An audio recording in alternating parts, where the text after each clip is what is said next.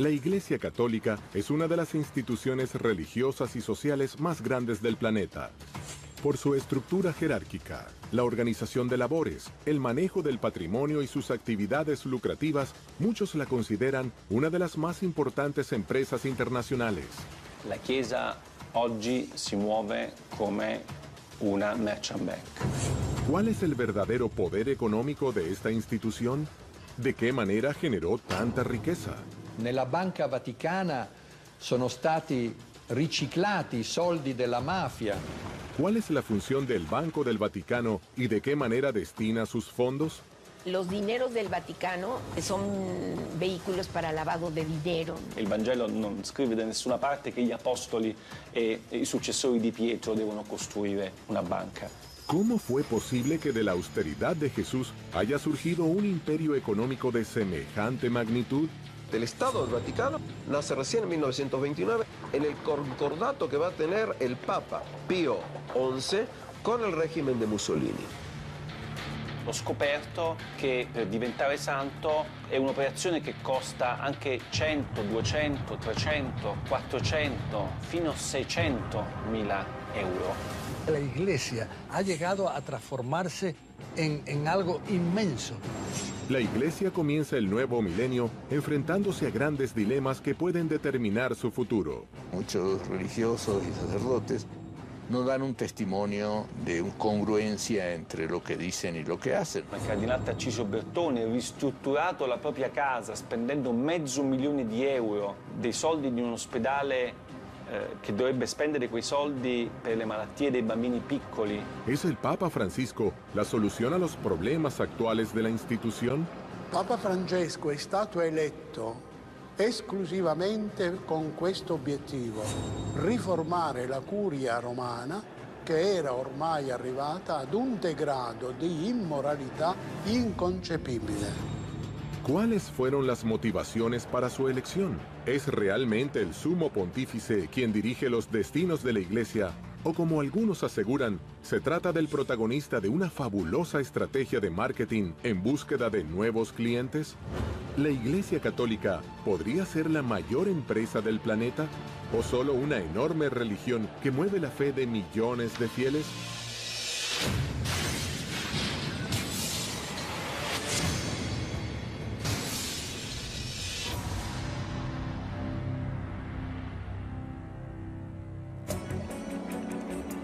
Las fuentes de riqueza e ingresos de dinero de la Iglesia son muchas y provienen de un amplio listado de formas recaudatorias. Limosnas, diezmos, primicias, pago de la administración de sacramentos, bautismos, casamientos, confirmaciones, extrema unción, herencias de particulares, rentas e inversiones, entre muchas otras.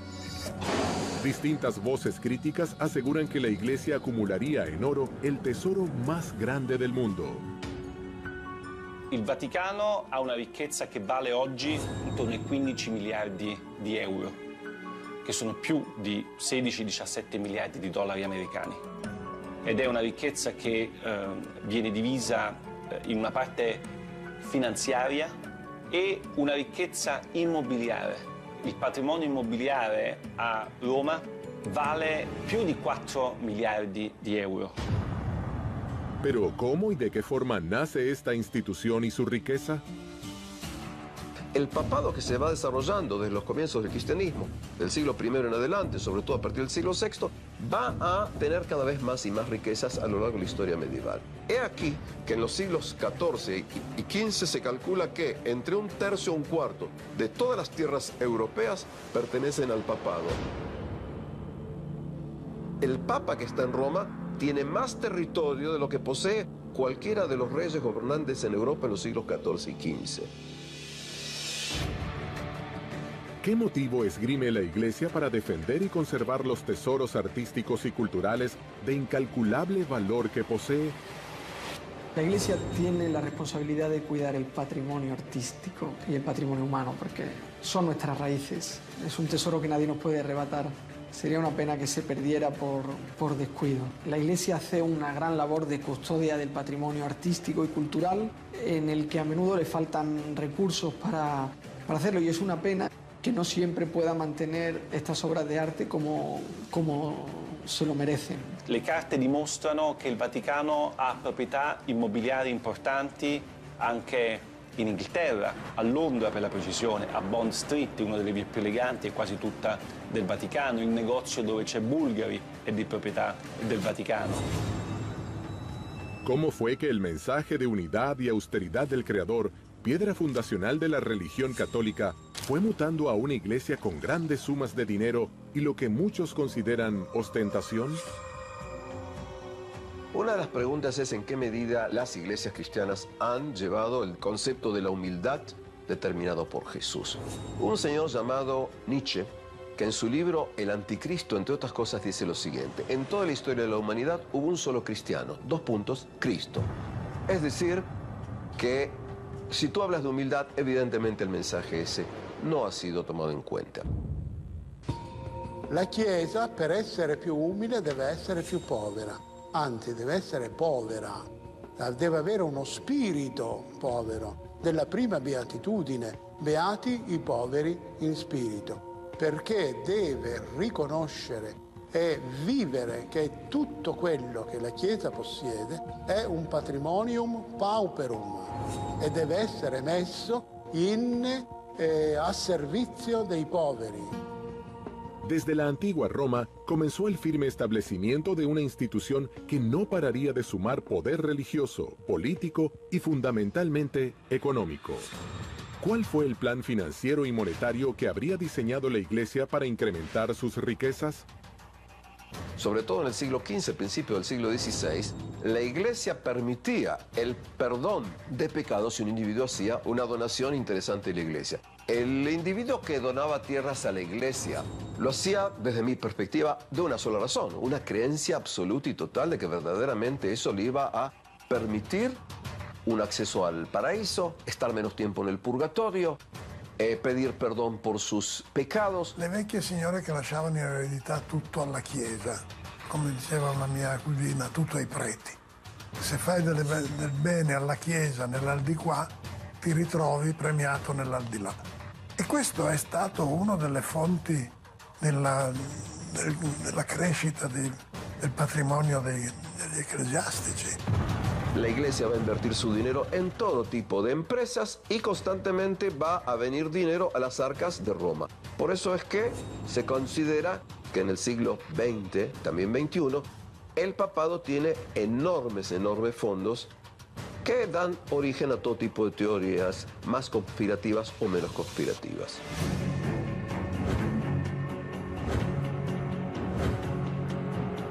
Con el transcurso del tiempo, el clero fue incorporando nuevas formas de recaudar dinero y bienes para la Iglesia. ¿Qué relación había entre la caridad y el pecado? ¿La purificación de las almas y el diezmo? ¿Por qué algunos afirman que esta pudo ser una nueva forma de ensanchar sus arcas?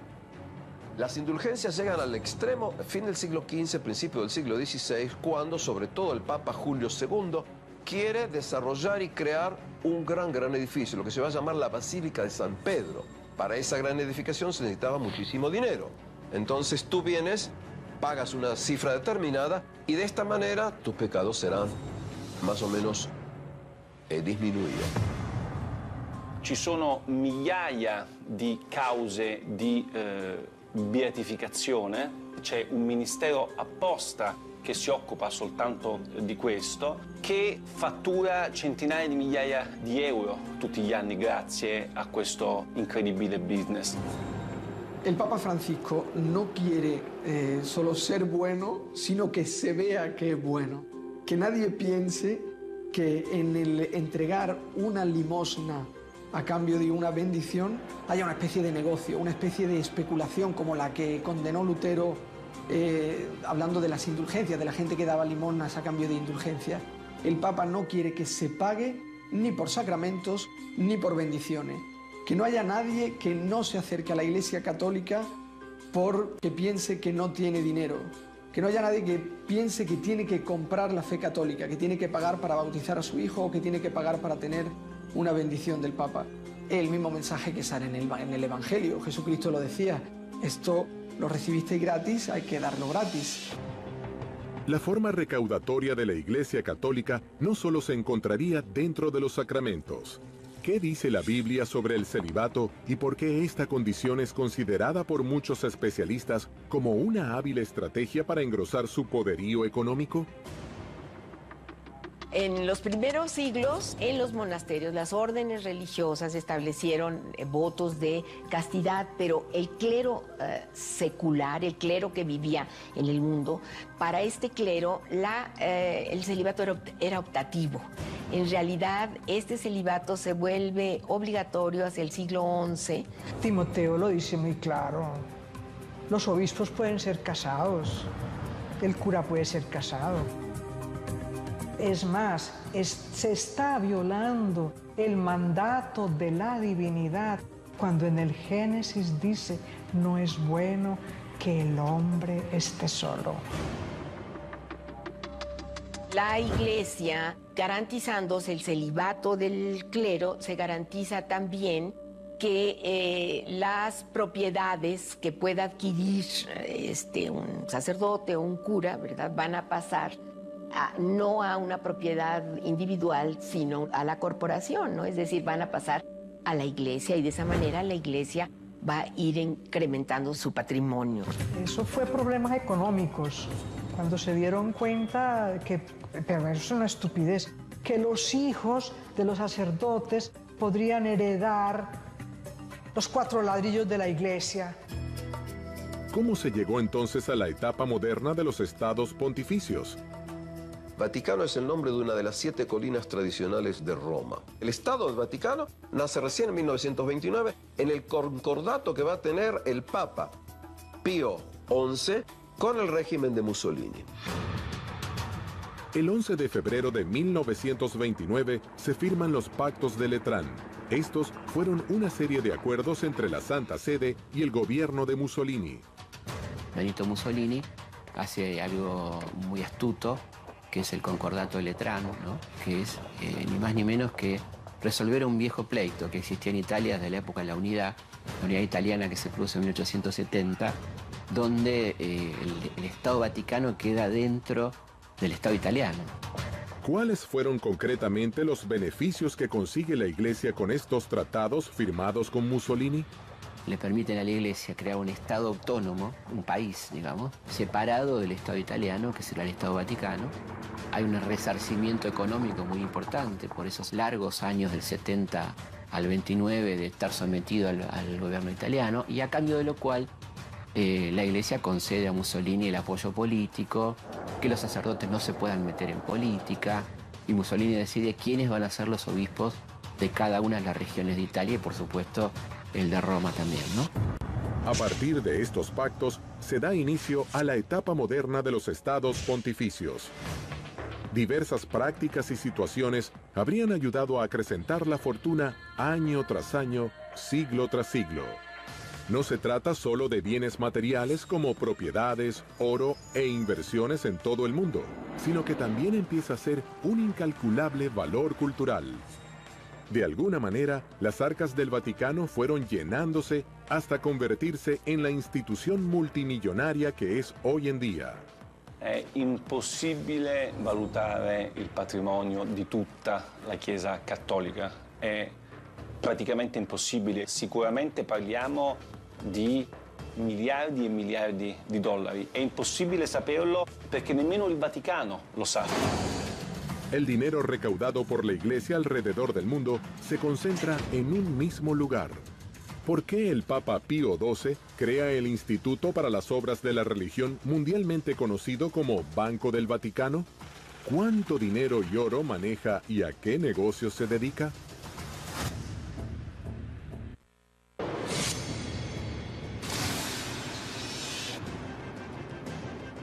La incalculable fortuna de la Iglesia Católica se mantuvo secreta entre fieles y autoridades eclesiásticas. ¿Qué es exactamente y a qué se dedica el Banco del Vaticano, además de recaudar? El Banco Vaticano es una institución que se creó para que las órdenes religiosas, las instituciones católicas, no tuvieran sus patrimonios en manos de otras bancas que los utilizaran para inversiones no éticas, inversiones quizá en negocios de armas o en industria farmacéutica especulativa, y conseguir también facilitar las transacciones económicas en los países en los che la Iglesia stava perseguita. Non solo, il Vaticano ha moltissimi soldi che vengono fatti da donazioni, tipo l'obolo di San Pietro, o attraverso i guadagni che sono fatti dalla sua banca, i guadagni finanziari come lo IOR. Anche in questo caso questi soldi vengono gestiti in maniera secondo me piuttosto discutibile. L'obolo di San Pietro, per esempio, è una donazione che i fedeli di tutto il mondo fanno direttamente al Papa. ¿Qué beneficios económicos obtuvo la Iglesia Católica con el Banco del Vaticano como herramienta de inversión y recaudación? Los dineros del Vaticano están invertidos incluso en empresas donde a través de estos estudios y redes bancarios, ¿verdad?, se ven que son vehículos para lavado de dinero. Nella Banca Vaticana sono stati riciclati i soldi della mafia, come ha dimostrato il Tribunale di Roma.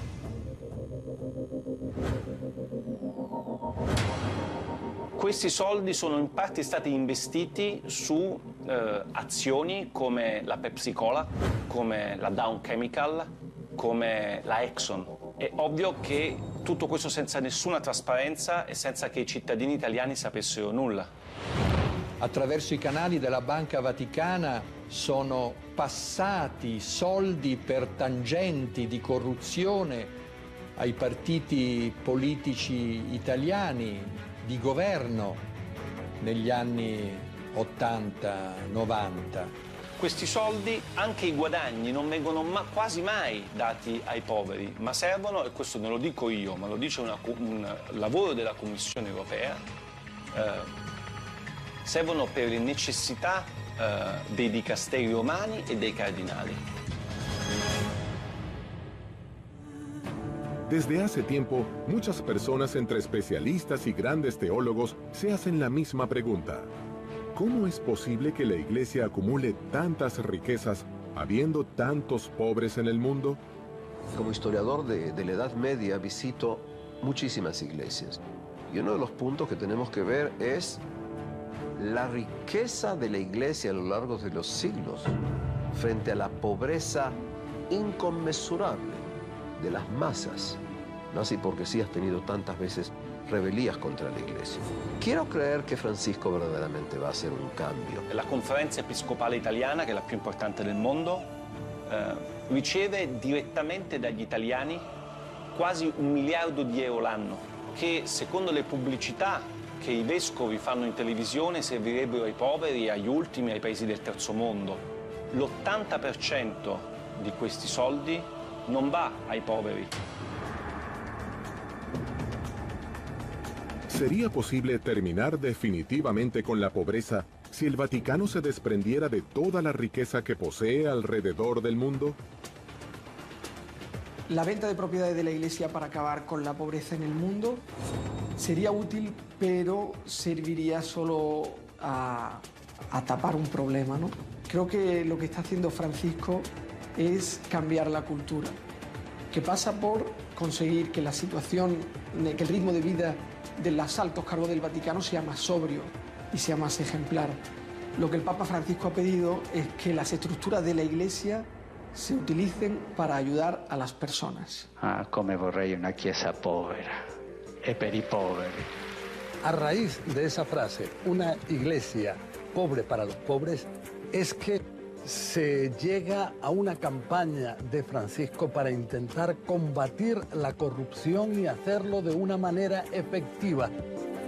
Secondo qualcuno che pensa che il Vangelo debba essere una sorta di guida, no? del Vaticano, e il Vangelo non scrive da nessuna parte che gli apostoli e i successori di Pietro devono costruire una banca. Hay que tener en cuenta que la Iglesia es un estamento que ha llegado a transformarse en algo inmenso, y es muy difícil el poder controlar tantísimos grupos de influencia dentro de lo que es el Vaticano. Para algunos críticos y especialistas en la materia, la Iglesia Católica tiene un funcionamiento similar a una empresa multinacional. La Chiesa oggi si muove come una merchant bank. L'Istituto per le opere di religione è la banca del Vaticano e controlla ancora oggi tutto il patrimonio finanziario della Santa Sede. Il problema è che lo IOR nel corso dei decenni è finito in tantissimi scandali, perché all'interno dello IOR hanno riciclato denaro i mafiosi, hanno riciclato denaro politici, imprenditori, tutte persone che non avevano alcun diritto, secondo le leggi del Vaticano, di avere i soldi allo IOR. ¿Qué documentos salieron a la luz que pusieron en jaque a la cúpula de la Iglesia? El escándalo del Vatilix II puede ser el principio de las reformas que el Papa Francisco pretende para su Iglesia. El grado de diversificación de los ingresos y de los gastos vaticanos, lo que estaban viendo a través de su experiencia y de los Vatilix I y II, mucha oscuridad, había que hacer una reforma a fondo.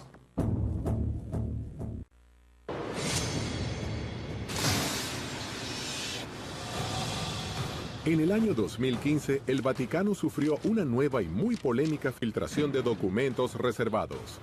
Este hecho fue bautizado como Vatilix II, en alusión a un escándalo similar ocurrido en 2012, cuando se expuso parte de la correspondencia del entonces Papa Benedicto XVI. Las nuevas filtraciones, a diferencia de aquellas, revelan todo tipo de irregolaridades en las finanzas del Vaticano. Il Vatilix II è stato lo scandalo del 2015, state parlando con uno dei protagonisti dello scandalo perché io ho pubblicato nel mio libro una serie di documenti che di carattere finanziario e economico che per la prima volta hanno raccontato la reale ricchezza del Vaticano e come questi soldi in Vaticano vengono gestiti, i soldi delle donazioni, i soldi che sono presenti all'APSA, gli immobili que el Vaticano controla. Los datos de la filtración Vatilix II eran interesantísimos porque era la diapositiva de la situación que se encontró el Papa Francisco antes de emprender la reforma. Esto es un tesoro. El escándalo financiero de Vatilix II revela documentos que fueron publicados en 2 libros. En uno de ellos, su autor, Emiliano Fittipaldi, denuncia irregularidades de todo tipo en las finanzas de la Santa Sede, señalando al Vaticano con graves problemas económicos, como un agujero negro en su sistema de pensiones, corrupción por parte de la curia, desvío de fondos y una total ausencia de transparencia en los balances de la Santa Sede. Secondo il Vaticano sono state 2 le persone che mi hanno dato queste carte, Monsignor Valeco Balda, che è un monsignore spagnolo che era il segretario di questa commissione d'inchiesta, e Francesca Immacolata Chacqui, che era il membro di questa commissione. Fueron 2 personas que fueron contratados por el Vaticano para ayudar al Papa a hacer la reforma de la curia romana. Estas personas perdieron la brújula, hicieron lo que no tenían que hacer, que eran los documentos reservados, los dossiers, que eran para que el Papa, leyéndolos, supiera qué medidas tomar, los hicieron públicos. Queste 2 persone sono state arrestate 5 giorni prima la pubblicazione del mio libro e del libro Via Crucis di Nuzzi. Sono state arrestate perché sono state accusate di aver divulgato informazioni riservate e aver messo a rischio l'interesse della patria, così dice la legge Vaticano. Las publicaciones de estos documentos convierten a la Santa Sede en inocentes o culpables de este enorme escándalo. Cuando se publicaron ya habían pasado muchos meses después de que se empezaran a poner en práctica las medidas para atajar estos problemas. Entonces algunos vieron que quizá la publicación de estos documentos era un modo de detener estas reformas y otros, paradójicamente, lo vieron como un modo de apoyarlas. El Papa Francisco lo vio como una traición, como una puñalada en la espalda. Vorrei dirvi anzitutto che rubare quei documenti è un reato È un atto deplorevole che non aiuta. ¿Cuáles son los hechos más escandalosos que expone el Vatilix? Cardinali di cui ho raccontato nel libro hanno, come il cardinale Tarcisio Bertone, ristrutturato la propria casa spendendo €500.000, dei soldi di un ospedale che dovrebbe spendere quei soldi per le malattie dei bambini piccoli. Invece lui ha preso, questi soldi sono stati dati al cardinale Bertone per ristrutturare la sua casa da 300 metri quadri. Il cardinale resta ancora, mentre parliamo, nell'attico, a godersi un attico bellissimo con un sistema Bose da €30.000 e con i marmi di Carrara nei bagni. Mentre Valleco Balda, che ha soltanto dato queste informazioni, è in galera. Mi sembra, diciamo, molto contraddittorio come tipo di acción da parte del Vaticano. Durante el proceso, lo que sorprendentemente salió a la luz es que todo esto era una historia de una superficialidad casi insultante. Las revelaciones de los documentos filtrados pudieron ayudar a la Iglesia Católica en su intención por demostrar transparencia, ¿o fue un golpe a la fe que le haría perder fieles en todo el mundo? En el corto plazo debilitan al papado. Es decir, si nosotros hacemos público estos pecados de algunos sacerdotes, vamos a dañar el prestigio de una institución tan valiosa como la Iglesia Católica y vamos a debilitar la fe, que es tan importante y valiosa para nuestros creyentes. Entonces es más conveniente, para salvar el prestigio de la Iglesia Católica, ocultarlo che sacarlo alla luz. Io non credo che il Vatilix sia stato un male necessario per una riforma del Vaticano, semplicemente perché io penso che il Vatilix non sia stato un male, perché io penso che qualsiasi istituzione, soprattutto un'istituzione morale e religiosa come la Chiesa Cattolica, abbia solo che da beneficiare di una assoluta trasparenza. Non ci devono essere segreti. El hecho de que este tipo de filtraciones salgan a la luz pública, por un lado es inevitable en este mundo de comunicaciones, donde ya nada se puede mantener secreto. Finalmente acaban por salir. Y bueno, en el corto plazo pueden simbrar a la institución, pero yo creo que a largo plazo la beneficia. ¿Cuál fue la reacción y las medidas que adoptó el Papa Francisco cuando los cimientos de su institución se vieron sacudidos por la revelación de estos documentos secretos? La reforma que ha puesto en marcha el Papa Francisco para conseguir la transparencia de las cuentas vaticanas, para conseguir que ningún delincuente se pueda aprovechar de las instituciones del Vaticano, yo creo que es irreversible. Voglio assicurarvi che questo triste fatto non mi distoglie certamente dal lavoro di riforma che stiamo portando avanti con i miei collaboratori e con il sostegno di tutti voi. Entonces llega Francisco y dice, por ejemplo, que es importante dar lo que es la reestructuración de la Santa Sede, no tanto a la curia, sino a organismos externos que son los responsables de proponer cuáles pudieran ser los cambios. Yo creo que no hay modo de detener esta reforma. Los Vatilix II son al día de hoy una de las preocupaciones más importantes de la curia católica y un escándalo del que podría haber incluso más información esperando ver la luz. L'impatto di Vatilix sulla stampa mondiale ovviamente è stato devastante.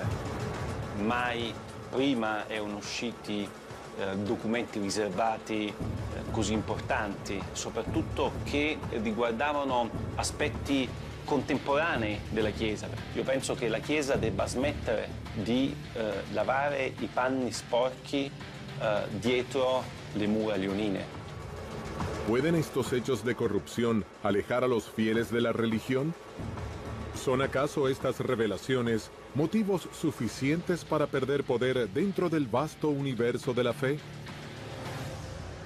El gran problema que tiene la Iglesia Católica es que la autoridad ha perdido capacidad de crear credibilidad, de crear obediencia y de crear continuidad. Lo que sucede es que la jerarquía católica y muchos religiosos y sacerdotes no dan un testimonio de fe, de congruencia entre lo que dicen y lo que hacen. Si la Iglesia quiere recuperar credibilidad y legitimidad, pues tiene que ver los problemas y empezar a resolverlos, ¿no? Porque mientras se tapan, pues nada más se convierten en una olla de presión. Los mismos especialistas que dan cuenta de la cantidad de fieles perdidos por estos escándalos acusan a la Iglesia de utilizar estrategias de marketing para recuperarlos. ¿Qué veracidad hay en estas declaraciones? ¿Cuáles serían las acciones concretas para lograr tales objetivos?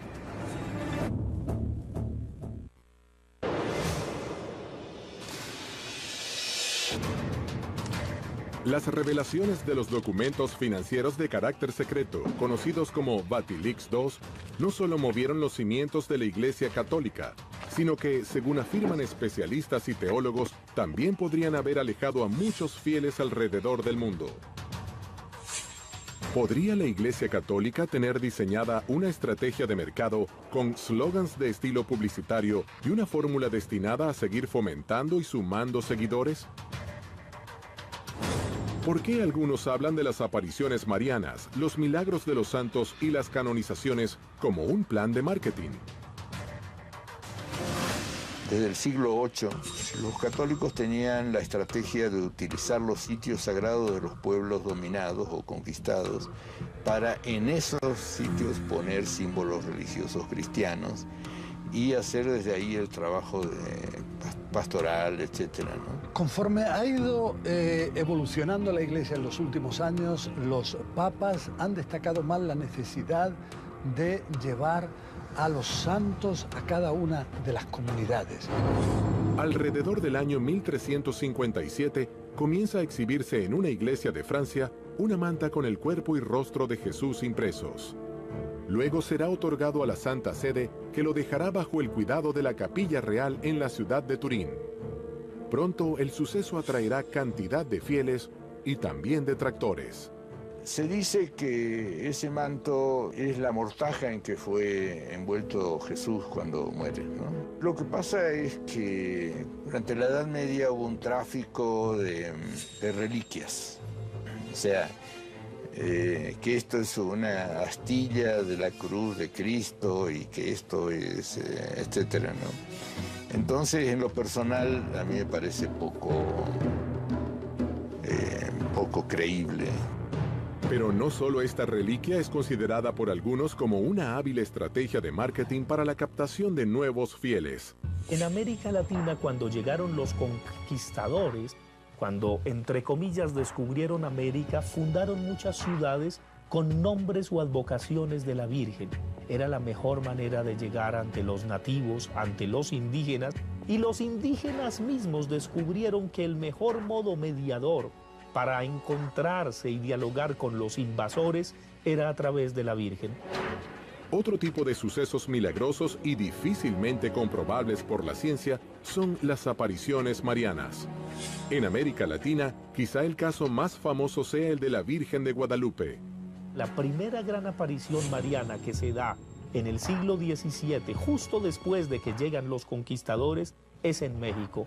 Un indiecito Juan Diego ve a la Virgen, va donde los franciscanos y allí está esa máxima aparición mariana que es la Virgen de Guadalupe, patrona de América Latina, y que va a encerrar justamente esa idea de la mediación. Los franciscanos se oponen al culto guadalupano porque consideran que tiene demasiados elementos sincréticos. Hay otros que dicen que no, que bueno, que ya es un culto que es compartido por un sector de los católicos mexicanos, es mejor fortalecerlo y cooptarlo, que es un poco la actual política que se desarrolla, ¿no es cierto?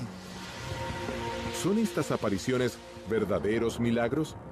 Usted lo puede ver como estrategias de la Iglesia para fortalecer la fe o estrategias de los feligreses para seguir creciendo. Lo que nosotros investigamos es cómo aparece esa Virgen, a quién. Si aparece una mujer, rápidamente le van a poner un varón al lado, bien.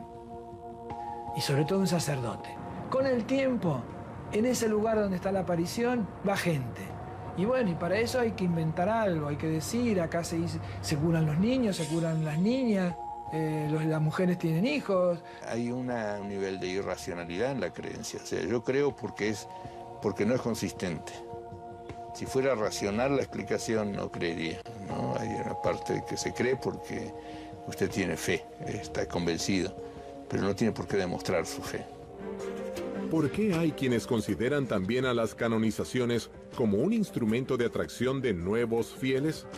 Mira, las canonizaciones consisten en que la Iglesia propone un modelo de un buen cristiano.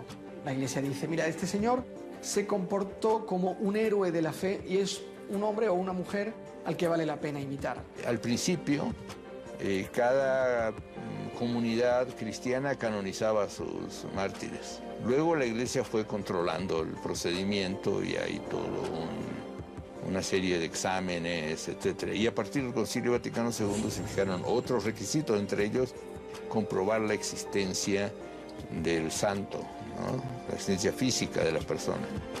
Lo que pocos conocen es que este proceso tiene un alto costo económico y que significa un importante incremento dentro de las arcas de la Iglesia.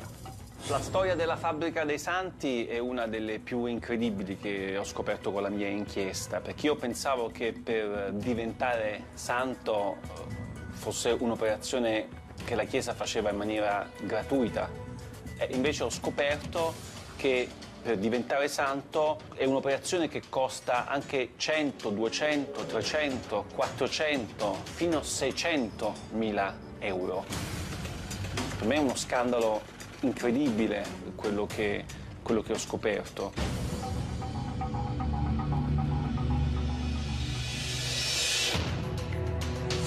Reliquias de procedencia dudosa, apariciones milagrosas difíciles de comprobar y canonizaciones envueltas en maniobras económicas presentan controversia dividiendo a fieles y detractores. ¿Por qué estos últimos aseguran que la elección del Papa Francisco responde a la más ambiciosa estrategia de marketing de la historia del Vaticano? Yo creo que si hubiera una estrategia de marketing detrás del Papa Francisco, yo querría contratar a ese estratega de marketing para mi empresa, porque ha conseguido cambiar totalmente la cara de la Iglesia. Yo creo que el estratega de marketing de la marca Francisco es Jorge Mario Bergoglio.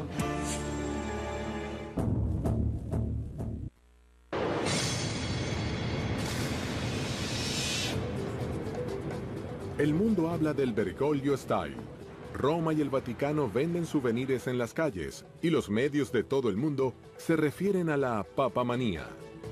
¿Podría la Iglesia estar gestando un cambio? Francisco renueva la comunicación utilizando redes sociales y modernizando de esa manera la forma de llegar a millones de fieles alrededor del mundo. Papa Francisco es un papa que comunica con tweets, que son mucho más eficaces, que llegan a muchas más personas y que ayudan a mucha más gente. Vivimos en un mundo que tiene una parte que es un mundo digital. Los fieles, desde el momento que los fieles son los seres humanos, en la medida que el mundo va hacia eso, también los fieles van hacia eso.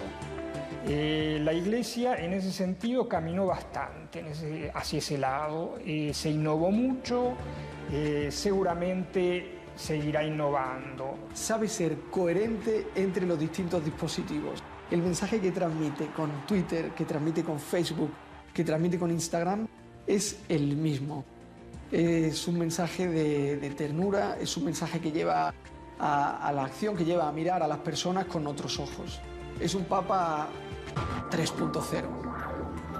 Entre marzo y diciembre de 2013, más de 2 millones de personas presenciaron las audiencias de los miércoles en la Plaza San Pedro, 4 veces más que las que convocaba Benedicto XVI en 2012. ¿Cuáles fueron los motivos por los que la Iglesia se decide por primera vez en su larguísima historia a elegir un papa con el perfil de Francisco para conducir los destinos de miles de millones de fieles alrededor del mundo? Papa Francesco è stato eletto esclusivamente con questo obiettivo: riformare la curia romana, che era ormai arrivata ad un degrado di immoralità inconcepibile. El camino, pienso, de Francisco está empedrado. Su elección fue una elección afortunada en un proceso en el cual la Iglesia Cattolica tiene por ahora una enorme competencia. I gesti che lui fa sono importanti. Per esempio, pochi si sono resi conto del primo gesto che ha compiuto la stessa notte del 13 febbraio del 2013, quando è stato eletto. Affacciandosi al balcone, non aveva la mantella rossa né la stola con le insegne di Pietro e Paolo, ma era semplicemente vestito di bianco e si è presentato come vescovo di Roma. Son muchas las voces que afirman que las reformas que impulsa el Papa Francisco en la Iglesia contemporánea estarían moviendo los cimientos de la religión. Respingano inoltre modelli economici disumani che creano nuove forme di povertà ed emarginano i lavoratori e la cultura della morte che svaluta de ogni uomo, donna e bambino. El Papa Francisco destaca constantemente la necesidad de combatir la corrupción. Él dice que esto es algo que finalmente lleva al infierno. Entonces, él, precisamente para poder combatir de forma efectiva ese fenómeno al cual él se opone rotundamente, entonces es que decidió crear mecanismos para que haya un funcionamiento más efectivo y también intentar buscar en qué aspectos puede haber corrupción. La corrupción es algo a lo que él se opone rotundamente.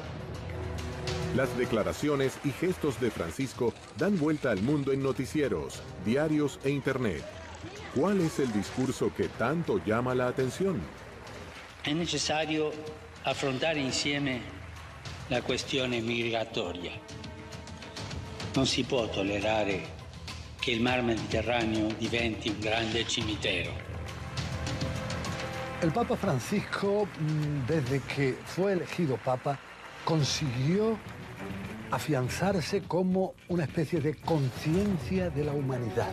Para mí, como cristiano, la revolución que está emprendiendo el Papa Francisco me ha cambiado el modo de mirar a las personas. La Chiesa povera e per i poveri di cui parla Francesco sia ancora molto lontana dal diventare realtà. La Chiesa è ancora molto ricca, i cardinali sono ancora molto ricchi, lui è l'unico che vive in 20 metri quadri, tutti gli altri continuano a vivere in 300, 400, 500 metri quadri. C'è gente che dice che Francesco è solo un predicatore che fa solamente dell'apostolato, ma Francesco è un papa che governa. La Iglesia Católica es una institución de dimensiones incalculables. Dentro de su construcción como institución eclesiástica, han pasado más de 2000 años de historia y es puesta por muchos especialistas a la altura de las empresas más grandes del planeta. Si los santos, las vírgenes y las canonizaciones están dentro del marco de lo divino o son hábiles estrategias de captación de fieles, seguirá siendo un misterio por revelar. Para unos, una empresa con estrategias de marketing que se dedica a la apertura de cuentas monetarias sin descanso. Para otros, la salvación de sus almas y la puerta al paraíso, donde podrán descansar en paz.